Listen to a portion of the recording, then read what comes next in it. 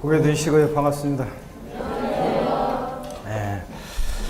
자, 원래 광복절 지나면 좀 선선해야 되는데 요즘은 아직까지도 아침부터 덥죠? 네.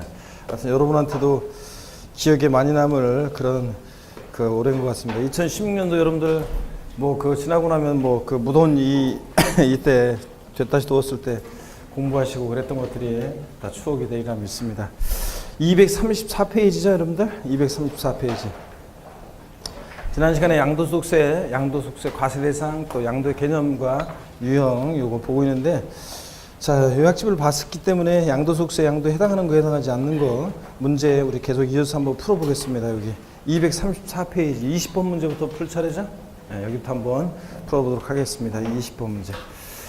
자, 보시면 다음 중 소득세법상 양도소득세가 과세되지 않는 경우는, 자, 그런데 1번 보시니까 등기된 1세대 1주택 고가주택 제외하고요. 으로써 3년 이상 보유한 남편의 주택을 이혼의 위자료로 아내에게 소유권 이전해줬다 그러면 이혼의 위자료 지배에 관한 이전은 대물변제로서 양도에 해당합니다. 근데 문제는 자, 1세대 1주택 비과세권을 갖췄죠? 그래서 문제가 양도소득세가 과세되지 않는 경우는 그랬으니까 자, 1번이 정답이죠? 비과세권 갖췄으니까 양도소득세는 과세되지 않습니다, 여러분. 자, 그래서 1번이 정답이고 2번 보시면 갑을병이 균등으로 공동소유한 토지를 갑 40을 30, 병 30지분으로 분할하면서 대가관계가 있다. 그러면 자, 이렇게 지분이 변동했는데 자, 지분 변동하는 공유를 분할해서 여기 딱 보니까 균등했었는데 지분이 변동했잖아요. 그러니까 지분 증가자 갑한테는 늘어난 것만큼 뭐가 취득세가 부과됐을 것이고 그 다음에 을병 지분이 감소한 경우에 얘네들 공유지분권 대가관계에 있다고 그랬으니까 이거 양도에 해당한다는 얘기입니다. 그래서 양도에 해당하고요. 나머지는 다 양도에 해당합니다.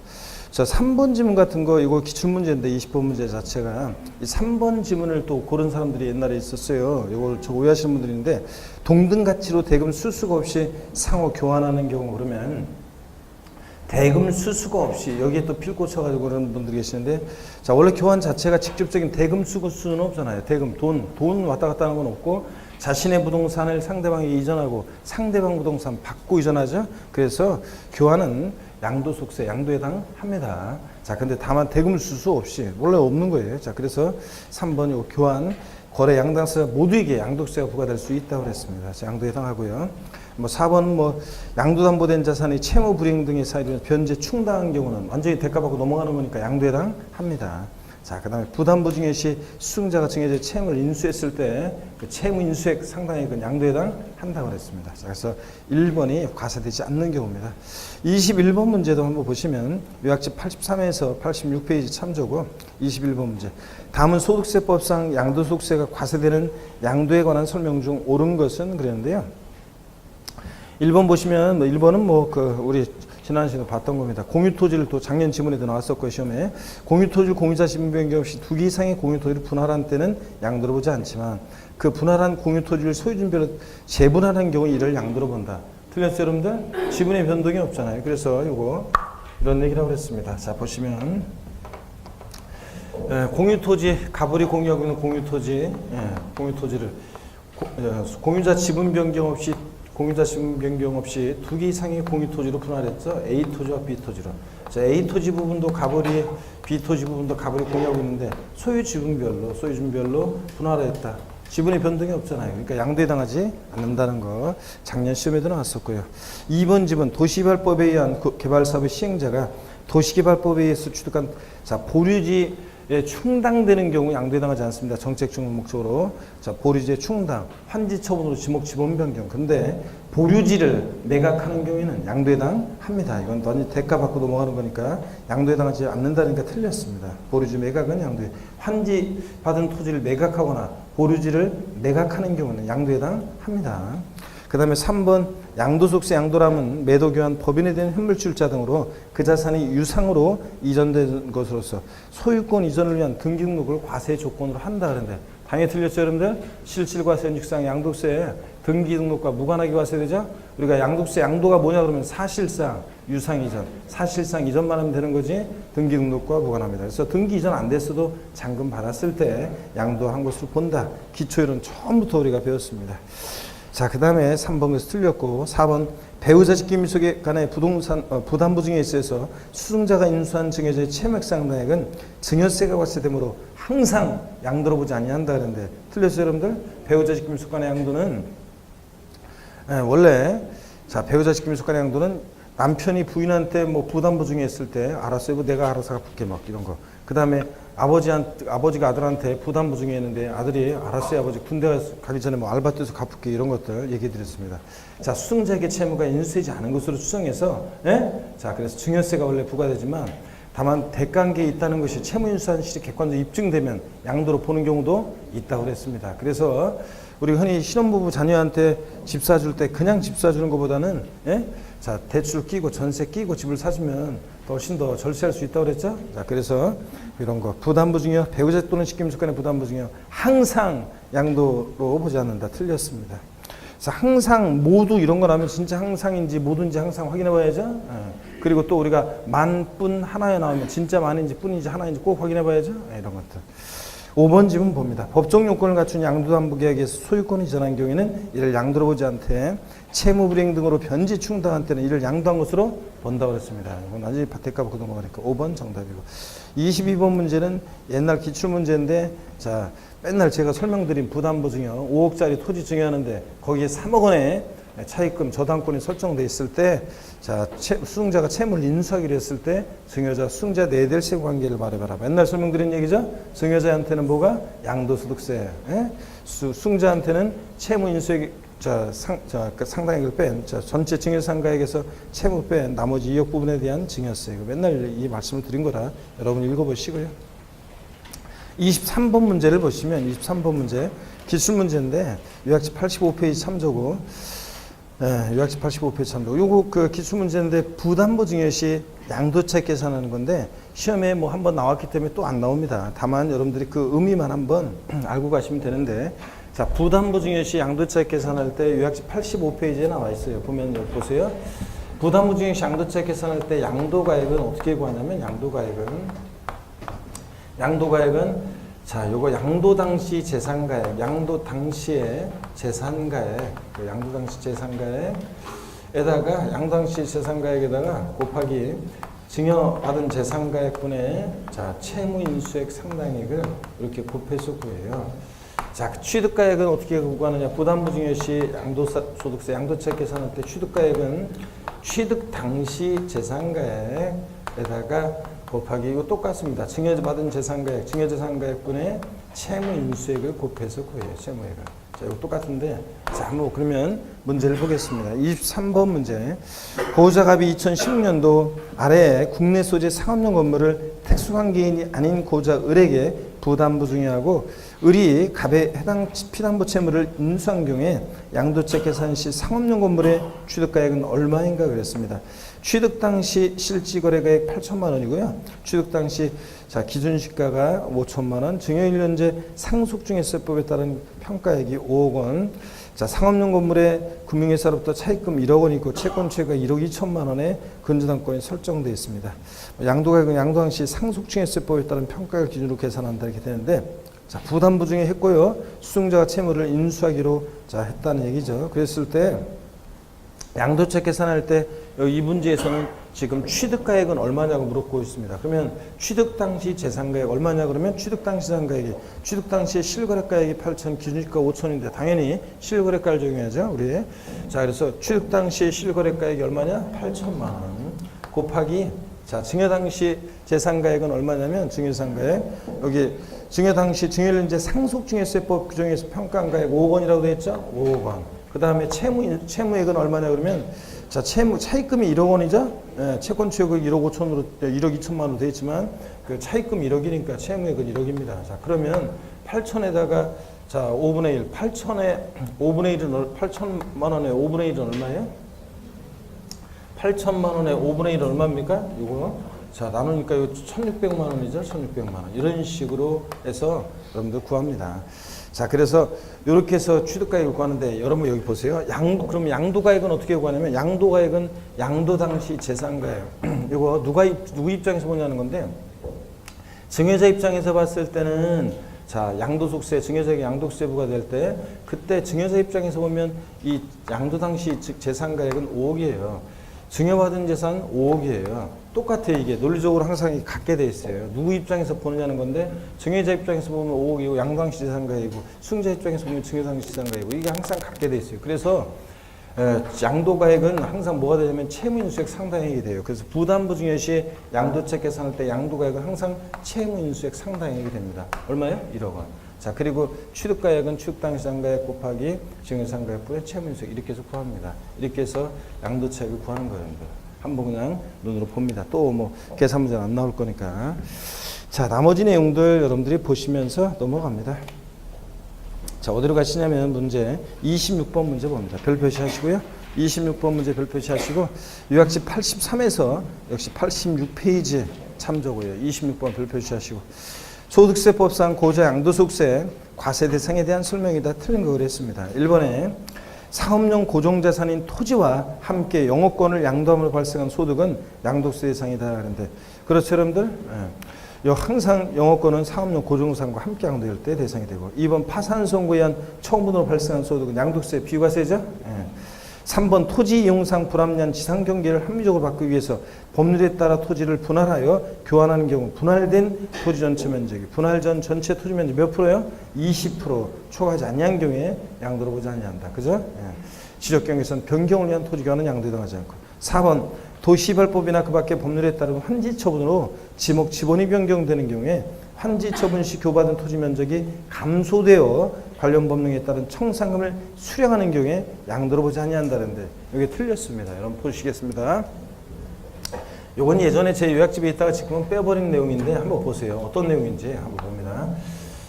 이 개발사업, 도시개발사업이 벌어지는 개발사업 벌어지는 어떤 지역에 갑이라는 사람이 설명의 편의상 34평 아파트 한 3채 정도 집을 갖고 있고 어른 12평 정도의 집을 갖고 있다고 쳐요. 예를 들자면 근데 사업이 종료하게 되면 사업 직원의 사업 시행자로 갔다가 사업이 종료하게 되면 갑을 환지를 받았는데 34평 아파트 한 채 지분으로 예를 들면 환지를 받았고 어른 24평 지분으로 환지를 받았어요. 그럼 이대로 끝나면 안 되겠죠? 그래서 청산 절차를 거치는데 갑은 3채에서 한 채 지분 받았으니까 2채 지분만큼을 사업 시행자에게 양도한 거고 얘는 청산금을 부담해야 됩니까? 수령해야 됩니까? 청산금을 부담해야 돼요? 수령해야 돼요? 청산금 줄어든 것만큼 수령해야죠? 환지 권리 얘는 줄어들었습니다. 줄어들었어요. 가만지. 자, 그 다음에 얘 12평에서 24평 받았으니까 12평 지분만큼을 새롭게 취득한 거죠?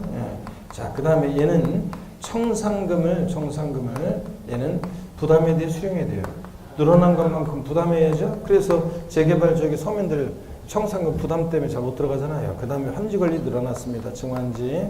자, 그러면 여러분 다시 거꾸로 보면 돼요.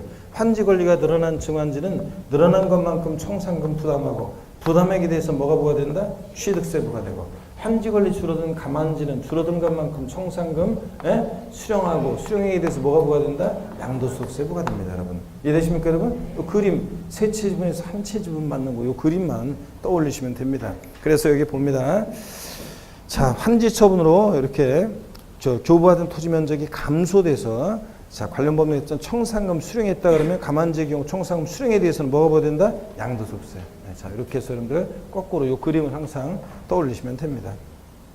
4번이 틀렸고요. 5번 보류주로 충당된 토지 외에 사업비용의 추가 발생으로 새로운 토지가 추가로 사업시행자에게 충당되는 경우 이런 경우도 양도로 보지 아니한다. 그래서 이 판례 내용 같은 것도 한번 얘기 내용도 읽어두시고요. 이번에 자, 이렇게 해서 우리가 양도소득세 양도로 보는 경우 보지 않는 경우 양도세 대상 봤는데 꼭 알고 있어야죠. 시험에 나오니까 여러분들 자, 잘 보셨고 그 다음에 이제 제3절 양도소득세 양도 및 취득시입니다. 어느 때를 양도 시기로 보고 취득 시기로 보느냐에 따라서 양도세는 보유기간이 달라지잖아요. 그래서 보유기간 판정이 자, 또 보유기간에 따라서 양도세는 세금이 달라지고 보유기간 판정이 그래서 의미가 있다는 건데 시험에 가끔씩 나오는 부분인데 자, 재작년에 시험에 나왔기 때문에 양도 또는 취득 시기는 작년에는 뭐 제가 거의 소홀히 했습니다. 출제 가능성이 낮다고. 근데 올해는 그래도 조금 더 이제 작년보다는 출제 가능성이 가능성이 높아지긴 했지만 그래도 뭐 크게 중요하지는 않습니다. 그래도 한번 우리가 그래도 언제든지 종합문제 속에서 나올 수 있으니까 대비를 해 두셔야 됩니다. 27번 문제는 별표시랍니다. 양도 및 취득 시기요. 자, 고개를 한번 드시고 여러분들 목 운동부터 한번 하고 본격적으로 보겠습니다. 여러분, 목은도. 자, 아이고, 자, 반대로도 돌리시고. 허리도 좌로, 아이고, 우로 돌립니다, 여러분. 네, 돌리시고. 기지개도 뒤로 화끈하게 제끼시고요. 아이고. 좋습니다, 여러분. 자. 보시면은, 여기저기서 뭐 그냥, 탄성 소리인지, 신음 소리인지, 고통에 막 그냥 절규하는 소리인지, 자, 신음소리가 나오네. 238페이지 27번 문제 별표시 하시고 요약지 86에서 88페이지 참조고요. 한번 보겠습니다. 다음은 소득세법상 양도소득세, 양도 및 취득 시기에 관한 설명 중 옳은 거 그랬습니다. 1번에 자산의 일반적인 취득 및 양도 시기는 사실상 대금 청산일로 한다. 그렇죠, 여러분들? 자, 양도세는 실제 대금이 청산된 날입니다. 사실상 대금 청산일로 합니다. 근데 이 경우 자산의 대금에는 해당 자산의 양도에 대한 양도세 및 양도세 부가세액을 양도사가 부담하기로 약정한 경우에 해당 양도소득세 및 양도세 부가세액을 포함한다 그랬는데 여러분요, 포함합니까? 제외하죠, 여러분들. 왜냐하면 대금 청산일에 대금에 양수인이 원래 양도세는 양도자가 내는 건데 양수인이 부담하기라는 양도세까지 포함시키면 양도세는 양도일이 속한다 말일로부터 2개월 내 예정신고 납부, 또 양도일이 속하는 과세액에는 다음 연도 5월 달에 확정신고, 이렇게 양도세는 나중에 내게 되는데 이것까지 양도세까지 청산됐을 때를 취득시로 하면 취득시기가 너무 뒤로 가잖아요. 그러니까 취득시기는 자, 신고 납부를 할 때 그 취득시기가 돼야 되는 문제점이 생기니까 대금 청산일의 대금에 양도 및 취득시를 판정하는 그 대금 청산일의 대금에 양수인이 부담하는 양도소득세까지 청산됐을 때를 말하는 것은 아니라는 얘기입니다. 그래서 양수인이 부담하는 양도세는 포함한다, 제외한다? 제외합니다. 이거 포함한다 틀렸습니다. 2번 사실상 대금 청산일이 불분명한 경우에 계약상 잔금지비를 취득 및 양도시로 한다. 이것도 그럴듯하죠? 양도세 일반적인 거래는 원칙 대금 청산일. 불분명하다 그러면 등기 접수일. 대금 청산일 전에 등기했다? 등기 접수일입니다. 그래서 등기 접수일이에요. 등기 접수일. 하여튼 양도세는 계약상과는 관계없습니다. 3번 보시면 수용으로 인해서 양도하는 경우에 양도 시기는 사실상 대금 청산일, 등기 접수일, 수용 개시일 중 빠른 날 한다. 그래서 수용은 3개가 나란히 나와야죠. 하나라도 빠지면 틀립니다, 여러분들. 그래서 수용은 대금 청산일, 등기 접수일, 수용 개시일 중 빠른 날이고요. 그 다음에 그래서 3번 정답이고 4번 대금 청산하기 전에 소유권 이전 등기하는 경우에도 사실상 대금 청산일 취득 및 양도시로 한다. 말도 안 되죠? 자, 대금 청산일 전에 등기했다 그러면 언제고? 등기 접수일입니다. 5번 장기 할부 조건으로 매매하는 경우에는 매매 할부금이 지급된 날을 취득 및 양도시로 한다는데 장기 할부 조건 매매는 자, 중 빠른 날 기억하셔야 돼요. 소유권 이전 등기 접수일, 인도일, 사용 수익일. 제가 소유권 이전 등기 접수일하고 인도일이나 사용 수익이라고 얘네들하고 비교해서 언제? 중 빠른 날, 중 빠른 날 항상 장기 할부 조건 매매는 중 빠른 날입니다. 그래서 27번 문제 이렇게 보시고 28번 문제는 뭐 여러분들이 양도비 취득시 이런 사례에서 항상 보시고 이거 뭐 항상 등기일이 빠른지 취득세나 양도세나 이런 사례 문제 나오면 항상 등기일이 빠른지 꼭 확인하시라고 했습니다. 원칙 대금 청산일인데 불분명하면 언제고? 등기 접수일. 대금 청산일 전에 등기했다? 등기 접수일. 항상 요거 등기 접수일 확인하시고요. 넘어갑니다. 보시면 30번 문제 한번 또 보겠습니다. 30번 문제도 여러분 30번 문제도 별표시합니다. 자, 30번 문제 보시면 요약집 역시 86에서 88페이지 참조고요. 다음 소득세법상 양도소득세, 양도 및 취득시기에 대한 내용 중 옳은 거 그랬습니다. 1번에 보니까 사실상 대금 청산일이 불분명하지 않다. 계약상 잔금지를 취득 및 양도시로 한다. 또 나왔네. 자, 대금 청산일이 불분명하면 언제라고요? 등기 접수일. 2번 장기 할부 조건으로 매매하는 경우에 소유권 이전 등기 접수일, 인도일, 사용 수익일 중 빠른 날을 취득 및 취득시로 한다. 자, 그래서 취득 및 양도 시기. 그래서 이거 중 빠른 날 장기 할부 조건 매매. 아까 앞에 문제에서는 장기 할부 조건 매매의 경우에 자, 각 매매 할부금을 지급하는 때이다. 틀렸죠, 여러분들? 자, 중 빠른 날이고. 그다음에 2번 정답이고 3번이요. 도시개발법 규정에 따른 환지처분으로 취득한 토지의 취득 시기는 환지처분 공고일의 다음 날 취득일로 본다. 틀렸어요, 여러분들? 금도끼, 은도끼, 쇠도끼 떠올리셔야죠. 그래서 도시개발법에 의한 개발사업으로 자, 개발사업 같은 거 벌어질 때 얘기해드렸습니다, 여러분들. 그래서 갑이라는 사람이 A 토지 소유자인데 사업이 시작되면 사업 시행자로 갔다가 사업이 종료하게 되면 A 다시라는 토지로 환지받았을 때 이 환지받은 토지 취득시기는 언제냐? 환지 전 종전 A 토지 취득했을 때를 취득시기로 하고요. 그 다음에 환지 처분으로 권리 면적의 증가 감소가 있는데 요거 이 비금친 부분은 어느 때 취득한 거냐? 이번에 환지받 처분으로 새로 받은 거죠. 그러니까 환지 처분 공고일의 다음 날 요거 잊지 마시라고 했습니다. 이거 서로 뒤바꾸잖아요. 환지받은 토지의 취득시는 환지 처분 공고일의 다음 날 땡입니다, 여러분들. 자, 그래서 환지받은 토지는 언제라고요? 환지 전 토지 취득일을 취득시로 합니다.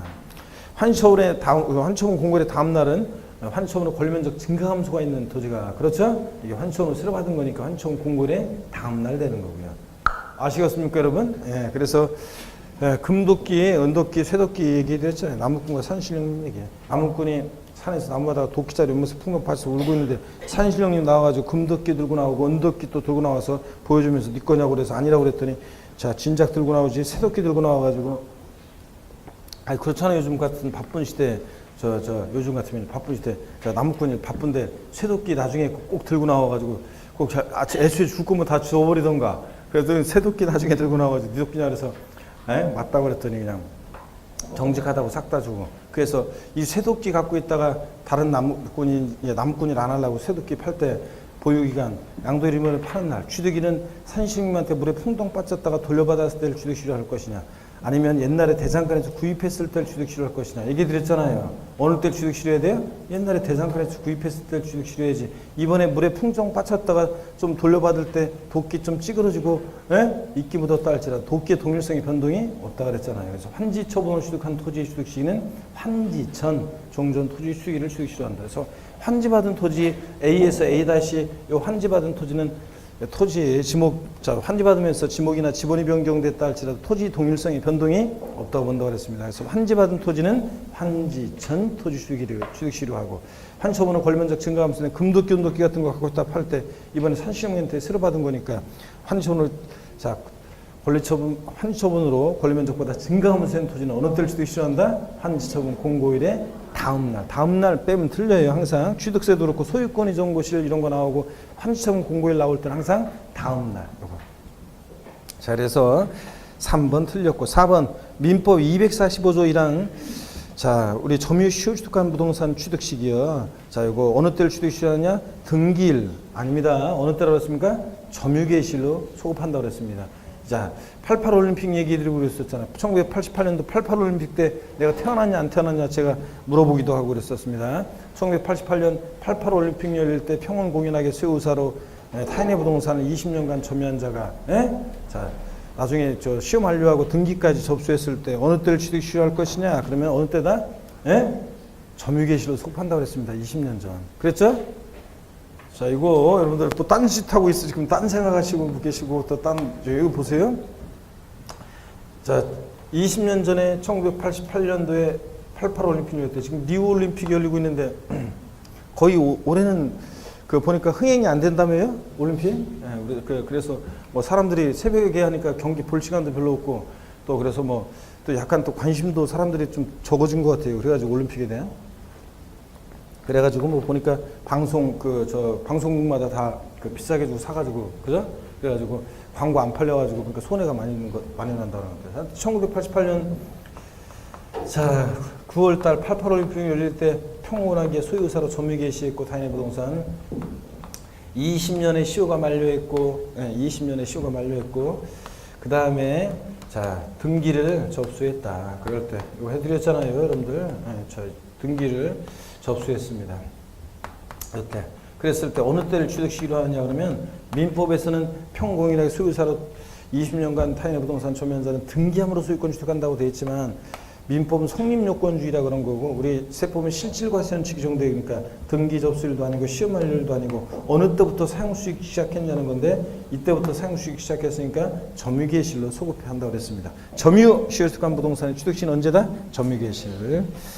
그래서 4번 틀렸고요. 5번 동일필지를 2회 이상에 걸쳐 지분으로 각각 취득한 부동산 중에 일부를 양도한 경우로서 취득 시기가 분명하지 않은 경우에는 먼저 취득한 부동산을 나중에 아니라 이거요. 먼저 자, 양도한 것으로 봅니다. 먼저예요. 먼저 취득한 부동산을 먼저 양도한 것을 본다. 이런 얘기입니다.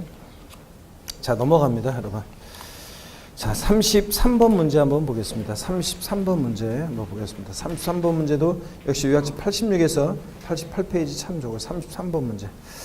별표시 하시고요. 다음 소득세법상 양도소득세에 있어서 양도시기에 대한 설명 중 틀린 거 그랬습니다. 1번에 보니까 경매에 의해서 자산을 취득하는 경우에는 자, 이런 것도 그냥 눈에 익혀 두시면 되죠. 경매인이 매각 조건에서 경매대금을 완납한 날. 그렇죠. 경락일이 아니라 경매대금을 완납한 날이 말하자면 잔금 청산일이 되는 거죠. 그래서 경매의 경우는 경매대금 완납한 날. 그 다음에 2번 대금 청산일은 실제로 청산할 대금의 전부를 주고받은 날을 말합니다.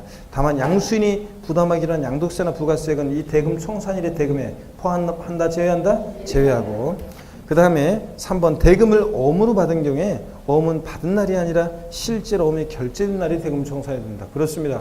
어음은 백날 교부가 되면 뭐예요? 자, 휴조가 되지. 결제가 안 되면. 그러니까 어음은 교비를 취득시로 하지 않고 언제로 한다고요? 자, 어음 결제일을 자, 대금 청산일로 봐가지고 이때를 취득시로 합니다. 그래서 어음은 어음 결제일. 그 다음에 4번 봅니다. 2016년도 요거 우리 개정세법 수용의 경우에서 양도되는 경우에는 양도시기는 수용개시일로 한다 그랬는데 일단 틀렸습니다. 수용은 아까 중 빠른 날 세 개가 나란히 나온다 했어요. 수용의 경우 양도시기는 언제냐? 수용개시일, 대금 청산일, 등기접수일, 중 빠른 날 세 개 나란히 나와야 되고요. 자, 다만 또 뒷동네로 틀렸네요. 소유권에 관한 소송으로 보상금이 공탁된 경우에는 자, 공탁한 날로 한다 그러는데 아니고 이거 언제냐면 소유권 관련한 소송 판결이 확정된 날인데 왜 그러냐면 수용권자 입장에서 보면 토지 수용 보상금을 주려고 했는데 지금 그 토지 소유자가 어떤 사람하고 지금 서로 소유권을 놓고 자기들 거라고 서로 싸우고 있을 때 누구한테 줄 수가 없잖아요. 그러니까 보상금을 공탁했습니다. 그럴 때는 자, 소유권 관련한 소송 판결이 확정된 날, 이제 재판이 끝났으니까 누군지 알게 됐죠? 네, 자, 그래서 그때를 취득시로 한다는 얘기입니다. 그래서 요 수용개시일 자 틀렸고 공탁한 날 자 틀렸습니다. 그 다음에 5번 환지처분으로 권리면적 증가한 경우에 취득시는 금도기, 은도기니까 언제입니까? 환지처분 공고일의 다음 날이에요. 자, 그래서 4번이 틀렸는데 일단 요약집을 잠깐 한번 보겠습니다. 요약집 86페이지 한번 가볼까요? 요약집 86페이지 지금 나왔던 거 쭉 한번 가볍게 한번 훑고 지나가겠습니다. 요약집 86페이지 09번 양도 및 취득시기 매매 같은 일반적 거래는 자, 원칙 대금 청산일이고요. 계약서와 상관없다고 그랬습니다. 이 경우 자산 대금 청산일의 대금에는 해당 자산의 양도에 대한 양도세 및 양도세 부가세액을 양수가 부담하기로 약정한 경우에 해당 양도소득세 및 양도세 부가세액은 어떻게 한다? 제외한 금액을 말합니다. 자, 예외 등기접수일 원칙 대금 청산일인데 불분명하다. 자, 그러면 등기접수일 대금 청산 전에 등기했다 그러면 어느 때입니까? 등기접수일 이거. 하여튼 계약서와 상관없다는 거 취득세하고 구별해야 되고요. 취득세에서는 매매 같은 일반적 거래 원칙 계약상 잔금지별. 취득세에서 매매 같은 유상 승계 취득의 경우에 취득세는 원칙 계약상 잔금지별. 명시가 안 됐다? 예? 명시가 안 됐다 계약상 잔금지별 그러면 계약일로부터 60일 경과하는 날. 아이고, 다 원칙 계약상 잔금지별. 취득세에서 매매 같은 유상 승계 취득 원칙 계약상 잔금지별. 명시가 안 됐다 계약일로부터 60일 경과하는 날. 국수공판법 같은 객관적인 취득은 사실상 잔금지율. 이런 날들 이전에 등기를 먼저 하면 언제고? 등기일 이거 있잖아요. 취득세는 계약상 잔금지율. 불분명하면 계약일로부터 60일 경과한다. 이건데 양도득세는 원칙 사실상 대금 청산일. 계약서와 상관없어요. 불분명하다 그러면 언제라고요? 등기접수일. 양도득세는 등기접수일. 대금 청산 전에 등기했다? 등기접수일. 이거고. 자, 그 다음에 2번 보니까 장기할부 조건 매매는 중빠른 날이라고 그랬습니다. 장기할부 조건 매매 중빠른 날. 아까 뭐 할부금 매회 지급하는 때 마지막 할부금 지급하는 때 막 이런 식으로 바꿔요. 수용의 경우 자, 3개 나란히 나와 있다고 그랬어요. 소유권 등기 접수일, 사실상 대금 청산일, 수용 개시일 중빠른 날이고. 다만 단서 부분 아까 문제 나왔었죠. 이거 2016년 추가된 것. 소유권에 관한 소송으로 보상금이 공탁된 경우에 자, 이런 경우는 아까 공탁한 날 이런 식으로 바꿀 수 있겠죠? 아니고 소유권 관련 소송 판결이 확정된 날. 그 다음에 자기가 건축한 건축물을 갖고 있다 팔 때 어느 때를 취득시효 하냐. 허가받은 건축물 사용승인서 교부죠. 취득세는 사용승인서 내주는 날. 그걸 같은 말입니다. 예외 사용승인서 교부일 전에 등기를 사실상 사용을 먼저 하면 사실상 사용일이고 사용승인서 교부일 전에 임시 사용승인 받으면 임시 사용승인이고요. 무건축물은 이런 허가 절차가 없으니까 지가 건물 지어놓고 사실상 사용한 날이고요. 상속으로 취득한 자산 갖고 있다 팔 때 어느 때를 취득시효 하느냐? 상속개시. 자, 취득세도 똑같고요. 근데 증여받은 자산 갖고 있다 팔 때 어느 때를 취득시효 하냐? 그러면 양도세에서는 증여받은 날, 취득세에서는 증여계약일. 예, 구별해서 알아두시고. 자, 점유 시효축한 부동산에 대한 취득시효는 금방 봤어요. 시효 만료일도 아니고 등기 접수일도 아니고 어느 때로 소급한다? 점유개시일. 점유개시일로 소급한다 그랬습니다. 그래서 등기 접수일로 바꿉니다. 시험에서는. 7번 완성 확정되지 않은 자산을 양도 또는 취득하는 경우. 자, 완성 확정 전에 대금이 청산됐다. 양도세는 사용 수익한 것을 자, 세금 귀속 부분으로 척척 쌓아놨다가 이번에 일시고발적 양도소득에 일시에 실현시킨 주세요. 사용 수익한 것에 대한 세금 귀속 부분. 그렇기 때문에 완성 확정이 안 됐는데 대금이 청산됐어도 자, 어느 때를 취득시효 하냐? 완성 확정된 날입니다. 대금 청산일이 아닙니다. 아파트 완공 안 됐는데 아직 그 잔금만 청산됐지 아파트 완공이 안 됐어요. 그럼 완공된 날부터를 자, 취득시효 해가지고 그때부터 사용수익에 대한 세금 귀속시켜야지. 그래서 완성 확정된 날. 7번 금방 말씀드렸습니다. 환지 처음으로 취득한 토지의 취득시는 환지 전 토지 취득일. 쇠도끼. 환지 처음으로 권리만족보다 증가감수된 토지는 어느 때고? 환처분 공고일의 다음 날이고요. 넘어갑니다. 88페이지. 기타 양도 또는 취득식인데 그냥 편하게 봅니다. 동그라미 1번 부동산의 소유권이 타인에게 이전됐다가 법원의 무효 판결에 의해서 소유권이 환원되는 경우 당해 자산에 대한 취득시는 그 자산 당초 취득이 된다 그랬는데 법원의 확정 판결이 아니라는 얘기인데 이런 거라고 그랬습니다. 한번 얘기해 드렸어요. 돌싱들 얘기해 드렸는데 제가 갑이라는 사람과 을이라는 사람 여기 보세요. 갑이라는 사람과 을이라는 사람이 어떤 부동산을 거래했다가 자 근데 애초에 계약에 무효 취소 원인이 있어서 무효 판결로 소유권이 환원하는 경우에 무효 판결로 소유권이 을에서 갑으로 다시 환원합니다. 이럴 때 이때 을에서 갑으로의 이전은 양도에 해당하지 않습니다. 소유권 환원, 신탁, 해지로 인한 이전 이런 것들은 돌려주는 거니까 양도에 해당하잖아요. 근데 문제는 이제 여기서는 뭐냐면 갑이 을로부터 이걸 돌려받아서 이 자산을 갖고 있다가 제3자에게 예를 들어서 또 팔았어요. 양도했을 때 이번에 양도일은 이번에 파는 날인데 이 자산 취득일을 어느 때로 할 것이냐. 자, 을로부터 무효 판결로 소유권 환원받았을 때 취득시효 할 것이냐 아니면 애초에 정의란 사람으로부터 갑이 당초에 옛날에 취득했을 때를 취득 시기로 할 것인지 아니면 이번에 법원의 판결로 돌려받았을 때를 취득 시기로 할 것인지 그런 얘기죠. 자, 그래서 법원의 확정 판결일로 할 것이냐 아니면 애초에 당초 취득했을 때로 할 것이냐는 건데 자, 갑이 을로부터 이걸 돌려받아서 무효 판결 잘못 간 거 돌려받아서 갖고 있다 팔 때 자, 취득식입니다. 어느 때로 한다는 거예요? 법원의 확정 판결이 아니고 그 자산 당초 옛날에 취득했을 때를 취득시로 한다고 했습니다. 당초 취득. 이거 한 번 무효 판결 소유권 한 번 잘못 갔던 오해의 역사는 있는 거다 없는 거다? 없는 거다. 돌싱들 얘기해 드렸잖아요. 돌아온 싱글들한테 내 인생에 있어서 한 번 잘못 갔던 역사는 있다 없다? 없는 거지 뭐. 나 이제 지금부터는 시작이지 뭐. 자, 그래서 여러분 그 무효 판결로 소유권 환원받은 자산, 자 한번 잘못 갔던 역사는 없고 애초에 당초 옛날에 취득했을 때 취득시효 합니다. 아시겠습니까, 여러분? 법원의 확정 판결이다 이렇게 바꿔서 나온 적이 있습니다, 시험에. 2번 같은 거 그냥 편하게 보시면 돼요. 매매계약서 등에 기재된 잔금 약정일보다 잔금을 앞당겨 받거나 늦게 받았다 그러면 실제로 받은 날 이런 것들. 뭐 다만 잔금을 소비대차로 변경한 경우 소비대차로 변경일로 하고 이런 것들 읽어보십니다. 그냥 편하게 한 번씩. 3번 부동산의 분양계약을 체결한 자가 당해 계약에 관한 모든 권리를 양도한 경우에 그 권리에 대한 취득 시기는 당해 부동산을 분양받을 수 있는 권리가 확정된 날. 아파트 당첨권은 당첨일을 얘기하고 이런 것들 한번 읽어보시고. 경매 아까 나왔어요. 지문에 공매로 취득한 자산은 그 경락대금 완납한 날입니다. 경매일이 아니죠. 경락대금 완납한 날. 잔금을 어음으로 교부받았다. 교부일이 아니라 결제일을 말하고요. 6번이요. 위 규정을 적용하면서 양도한 자산의 취득 시기가 분명하지 않다면 먼저 취득한 자산을 먼저 양도한 것으로 본다. 먼저인데 아까 먼저 취득한 자산을 나중에 양도한 것으로 본다. 이게 바꿨었죠? 먼저입니다.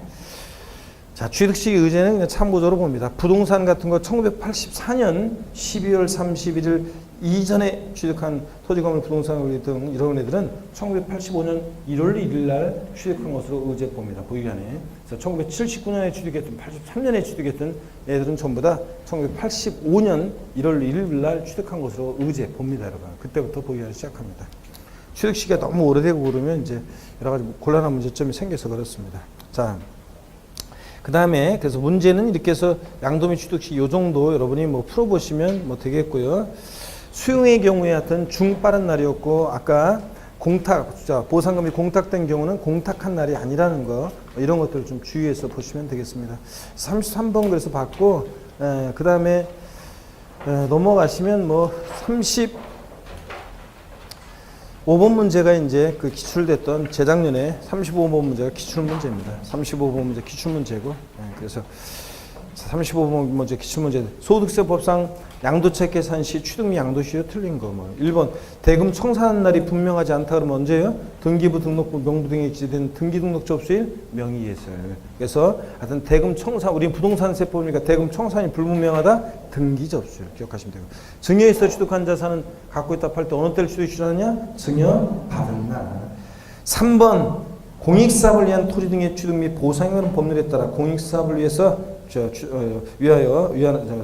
수용되는 경우에 사업인정고시 1 아니라 그랬죠? 수용은 항상 3개가 나란히 나와야지. 사업인정고시일 아니고 수용개시일 대금 청산일 등기접수일 중 빠른 날. 사업인정고시는 전혀 관계없고요. 하나만 나왔기 때문에 저한테 배운 분들은 무조건 틀렸어요. 내가 꼭 수용은 이해 이때 강조드렸어요. 3개가 나란히 나와야 된다고. 대금 청산 전에 등기에 따르면 등기접수이고요. 상속개시 이런 거 봅니다. 자, 그렇게 가볍게 보시면 되고 이제 비과세 양도수기인데 시험에 이제 한 문제 자 비과세도 거의 나옵니다. 그래서 잘 이제 보셔야 되겠습니다. 그래서 비과세 양도수 좀 보는데 일단 36번 문제 한번 보겠습니다. 36번 문제 요약집 88페이지 참조고 다음 중 소득세법상 양도세 비과세상이 아닌 거 그러는데 양도수기 비과세되는 소득이 4가지가 있죠. 파산 선고로 처분되는 발생한 소득 비과세, 일정한 농지 교환으로 인한 소득 비과세, 일정한 농지 분합으로 인한 소득 비과세요. 그리고 1세대 1주택과 그 부속 토지 양도로 인한 소득을 비과세입니다. 그런데 4번이요. 일정한 농지 대토로 인해서 발생한 소득은 양도세를 감면합니다. 그래서 8년 제촌 자격농지 감면과 함께 얘네들은 조세 특례 제한법상 감면 규정이지 그래서 비과세가 아닙니다. 그래서 4번이 정답입니다. 참고로 보시면 되고 그 다음에 37번 문제는 일정한 농지 교환 분합으로 인한 소득 비과세에 관한 얘기인데 이거는 시험에 한 번도 안 나오다가 여기 이제 19회 시험 때 나오고 20회 시험 때 딱 연달아 2번 나오고 최근에 출제 안 되고 있습니다. 그래서 출제 가능성이 높지 않습니다. 그래서 나중에는 뭐 그냥 쭉쭉 제낄 부분인데요. 일단 우리 요약집 88페이지로 가셔가지고 비과세 관한 내용을 한번 쭉 훑어보고 한번 쭉 훑어보고 그 다음에 이제 문제를 풀도록 하겠습니다. 그래서 88페이지 한번 봅니다. 요약집 88페이지 보시니까 양도세 비과세 10번 테마인데 별표시 3개죠? 네, 별표시 3개였었고. 자, 어느 경우에 비과세 되는지 그 4가지 비과세 소득 종류 아까 문제로도 봤었고요. 동그라미 1번 1세대 1주택 고가주택 제외하고 그 부속토지 양도에 대한 소득 비과세하는데 1세대가 양도를 이제 국내 1주택을 보여야 되죠? 예외가 물론 있지만 양도를 이제 또 2년 이상 보여야 됩니다. 2년 미만 보여도 비과세 받을 수 있는 예외가 있긴 있지만 또 미등기 아니어야지 미등기 한다면 비과세 배제하고요. 1세대 1주택 비과세는 그 주택 양도 소득만 비과세하는 게 아니라 주택과 함께 양도되는 일정 면적까지 주택 부속토지 양도에 대한 소득을 비과세합니다. 그때 비과세되는 주택 부속토지 범위는 주택 정착 면적의 도시요금 몇 배? 5배. 도축받금 몇 배? 10배까지를 비과세합니다. 자, 89페이지 여러분 그 박스 안에 먼저 한번 보겠습니다. 일정한 농지 교환 분합으로 인한 소득 비과세 한번 봅니다. 그냥 편하게 보세요. 시험에서 이거 출제 가능성 낮기 때문에 일정한 농지 교환 분합으로 인한 요건 봅니다. 교환 분합하는 쌍방 토지 가액의 차액이 큰 편의 얼마? 4분의 1 이하야 합니다. 자, 그 다음에 요 말의 의미는 이런 거라고 그랬습니다. 여러분, 말의 의미는 이런 거라고 그랬습니다, 여러분. 그래서 어떤 얘기냐면, 만약에, 여기 봅니다. A농지 교환분합하는 A농지 가격이 10억이고, 이거 설명드렸어요, 수업 시간에. 자, B농지 가격은 이게 8억 원입니다. 그러면 쌍방 교환분합하는 토지가액의 차액이요. 차액이 얼마입니까? 2억. 차액이 큰 편 토지 가격 10억에 큰 편 토지 가격 10억에 얼마? 4분의 1 이하야 돼요. 이하란 말은 작거나 같아야 한다는 얘기잖아요. 10억에 4분의 1이니까 요거 2억 5천만 원인데 보세요. 이 지금 쌍방 교환분합하는 토지가액의 차액이 이 차액이 자, 큰 편 토지가액이 4분의 1 2억 5천보다 작잖아요. 그러니까 이 문제는 요 A농지와 B농지는 교환분합 시 비과세 받을 수 있다는 얘기입니다. 근데 이런 거라고 그랬죠? A농지 교환분합하는 A농지 가격은 10억인데 교환분합하는 B농지 가격은 예를 들어서 B농지 가격은 5억이다. 쌍방 교환분합하는 토지가액의 차액이 5억이죠. 여기서는 큰 편 토지 가격 10억에 역시 4분의 1 이하여야 되는데 자, 이해해야 되는데 지금 이 차액이 이거 2억 5천보다 더 크잖아요. 그러니까 A농지와 B농지는 교환분합 시 비과세 받을 수 있다 없다? 없다 그랬습니다. 그러니까 교환분합 시 이 두 농지 가격이 너무 차이가 나면 악용의 소지가 있다 그런 얘기입니다. 에? 자, 그런 얘기. 그래서 요거 요건 이런 의미라고 그랬습니다. 교환분합하는 쌍방 토지가액의 차익이 큰 편 토지가 얼마? 4분의 1 이하여야 한다. 교환분합의 사유요. 편하게 봅니다. 동그라미 1, 2, 3번은 국가 자체가 개입이 되어 있거나 3번처럼 농어촌 정비법, 농지법 같은 법령에 의해서 교환하는 농지. 자, 교환분합하는 농지. 그래서 1, 2, 3번은 국가나 자체가 개입이 되어 있거나 법령 규정에 의한 건데요. 4번이 좀 차이가 나죠. 경작상 필요에 의해서 교환하는 농지. 경작상 필요에 의한 경우에는 교환만 비과세 사유지 분합은 비과세 사유로 있어요 없어요? 없어요. 이게 특징이에요. 그 다음에 1, 2, 3번 국가나 자체가 개입이 되어 있거나 법령 규정에 의한 것은 악용의 소지가 적으니까 단서 조건이 없는데 이 동그라미 4번 경작상 필요에 의한 경우는 악용의 소지가 있기 때문에 신농지에서 몇 년 이상? 3년 이상 거주 경작해야 한다는 단서 조건이 있고요. 또 그 다음에 이어지는 기억, 니은, 건 3번 비과세 제외된 농지 쭉 읽어보면 참고적으로 읽어보는 건데 하여튼 교환분합으로 인한 소득 비과세에서는 몇 년 나왔다. 다 몇 년이냐? 3년입니다. 여러분. 다 3년이에요. 몇 년 나오면 다 3년. 됐습니다. 그 다음에 거기 그 박스 맨 아래에 농지 범위가 나오는데요.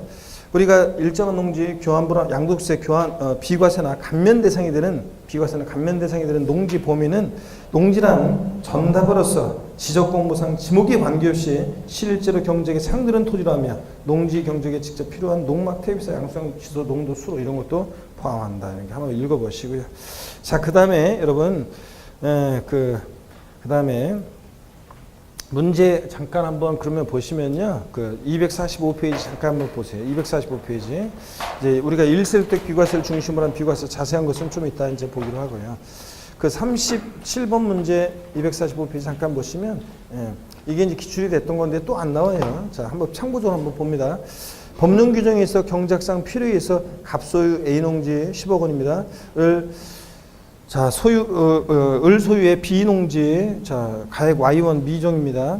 교환하는 경우에 양도세가 비과세되는 것. 단 A농지 가액은 B농지 가액보다 크며 교환에 의해서 새로 취득한 B농지를 3년 이상 거주 경작한다 가정하였습니다. 자, 이거 교환한다고 하는데 지금 A농지와 B농지 교환분합하는 자, 요거 쌍방 토지 가액의 차액이 지금 여기서는 요 문제에서는 차액이 지금 미정이었죠?